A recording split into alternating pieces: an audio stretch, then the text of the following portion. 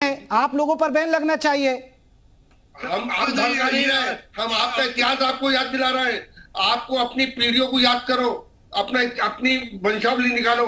आपसे 6-7 पीढ़ी पहले आप भी हिंदू थे। आज आप क्या कह रहे हैं? आप पहले अपना पता तो लगाओ, अपनी जानकारी करो। अपनी जानकारी करेंगे नहीं और गुमराह हुए लोग। ये तो अत्याचार हुए। आप भी मेरे भाई हो। आप इसलिए भाई हो जो डर के औरंगजेब के इस्लाम स्वीकार कर दिया। वो आप हो, मेरे पूरे डरे नहीं। मैं आज हिंदू हूँ, बैठा हूँ आपके सामने, बहस कर रहा हूँ आपके सामने।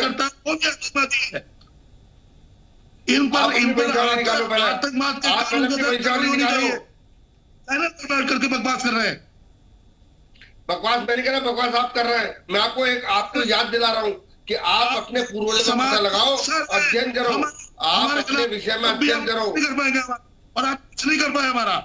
ठीक से रहिए आप। अरे आप अपना अध्ययन अपने आप करो, मैं नहीं करा रहा। आप सेल्फ रियलाइजेशन करो। जब आप सेल्फ रियलाइजेशन करोगे तो आपकी समझ में आ जाएगा सत्य का। जो सत्य है वो सत्य हमेशा सत्य रहेगा।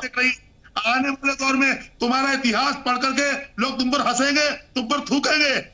जिस तरह से तुम अपने दुनिया के सामने पेश कर रहे हो, पूरा विश्व टूट रहा है। आपको पूरा विश्व टूट रहा है। आप लोग मिसगाइडेड लोग हो। आप बिल्कुल दिग्भ्रमित लोग हो। आप दिग्भ्रमित हो गए हैं।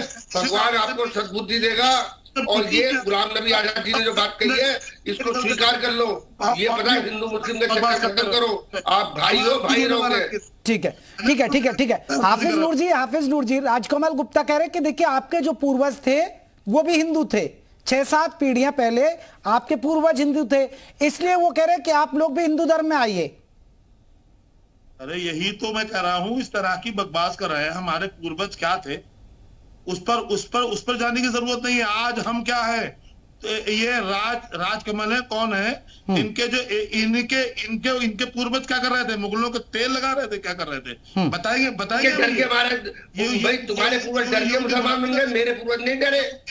तेल नहीं लगा रहा, बहादुर थे, वो ताकतवर थे। उन्होंने इस्लाम स्वीकार नहीं करा। वो आज भी उनके वंशज हम बैठे हैं। आपके वंशज भी वही थे। आपके वंशज ने तलवार निकल के मारे। नहीं, ठीक है, एक एक करके बात रखेगा। हाफिज नूर जी, जो आप कह रहे हैं कि वो जो ये लोग थे, इनके पूर्वज थे, वो क्या तेल लगा रहे थे मुगलों के लिए? तो आप मानते हैं कि मुगलों ने यहाँ फिर अत्याचार किए? फिर आप मानते हैं कि मुगलों ने यहाँ पर मंदिरों को तोड़ा और मस्जिद बनाई, जिसका बात का जिक्र कर भी रहे वो? नहीं, सुन लीजिए।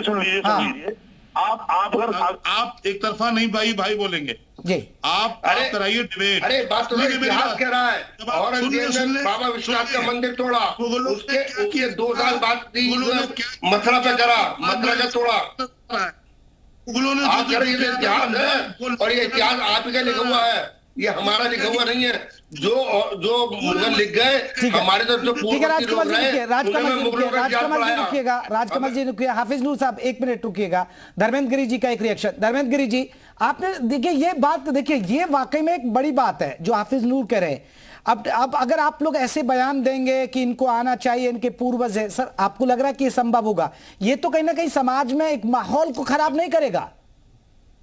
देखिए, इस तरीके के बयान वास्तव में समाज में माहौल खराब करने का कार्य करेंगे। लेकिन वास्तविकता ये है कि अगर हम आजादी के तुरंत बाद की बात करें तो मुसलमानों ने डायरेक्ट एक्शन जारी करके जो पाकिस्तान लिया था, आज पाकिस्तान सेकुलर देश है क्या? पाकिस्तान पूरी तरह इस्लामिक कंट्री है। तो भारत के हिंदुस्तान को क्यों अधिकार नहीं है हिंदू राष्ट्र घोषित करने का? ये कौन कहता है? ये भारत की जनता अपने समर्थन और अपने बहुमत के आधार पर हिंदू राष्ट्र घोषित कराएगी। इसमें अगर भारत का मुसलमान आपत्ति करेगा तो वो दोषी है। और भारत में मिश्रित मुसलमान रहता है। 500 साल पहले भारत में एक भी मुसलमान नहीं था। 500 साल से आने के बाद मुगलों के जो आक्रांताओं ने यहाँ पर अपनी मानसिकता से प्रेरित करके जो मुसलमान को तैयार किया गया, वो मुसलमान भारत का सगा कभी नहीं हो सकता। भारत को फिर बांटने का कार्य करेगा। इसलिए हिंदू राष्ट्र की आवश्यकता है कि भारत का फिर विभाजन ना हो। इसलिए हिंदू राष्ट्र की आवश्यकता है। जी। हाफिज नूर साहब, आपने सुना पाकिस्तान का उदाहरण दिया। देखिए वो इस्लामिक कंट्री है। रुकिए गुप्ता जी, रुकिए ना। हाफिज नूर जी, देखिए पाकिस्तान क्या है, हमें इससे लेना देना नहीं। हम इस देश में पैदा हुए हैं, हमारे अजदाद इस देश में पैदा हुए हैं, इस देश में रहते हैं, इसी देश में दफन है।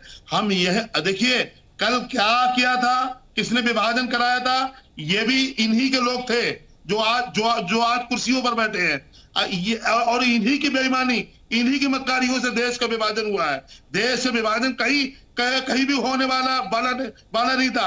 हिंदू मुसलमानों में बांटा है, और ये देश सेक्युलर इसीलिए रखा गया था कि यहाँ हर समाज के लोग रहेंगे। यहाँ पर हम यहाँ पर ऐसे नहीं रह रहे हैं, हम यहाँ बाई चांस नहीं रह रहे हैं, हम यहाँ बाई चॉइस रह रहे हैं।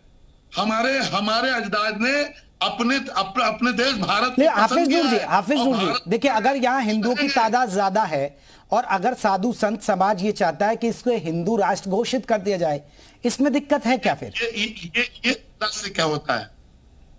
हिंदू राष्ट्र क्या, देश का संविधान क्या कह रहा है? देश के संविधान ने कहीं पर ये बात छोड़ी है। ये तो संविधान को कुचल रहे हैं साहब, आरोप हम पे।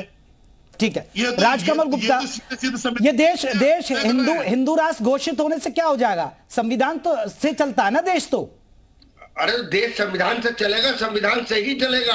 हाँ। हिंदू राष्ट्र होगा, केवल एक रिलीजन होगा, उसके अंदर, उस रिलीजन के अंदर वो बात नहीं है। इस संविधान को उठा के देखो, अब 1952-53 के अंदर 55 तक, पता है भारत के संविधान पर सबसे पहले राम दरबार का चित्र था।